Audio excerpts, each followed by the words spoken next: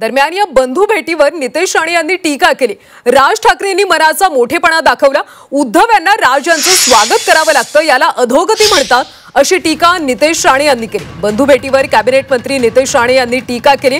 राज ठाकरेंनी मनाचा मोठेपणा दाखवला, उद्धव यांना राज यांचं स्वागत करावं लागतं, याला अधोगती म्हणतात, असं नितेश राणेंनी म्हटलं।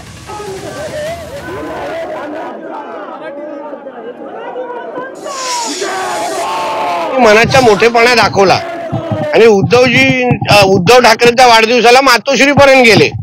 पण 14 जूनला जेव्हा राज साहेबांचा वाढदिवस होता तेव्हा उद्धव ठाकरे गेले होते का?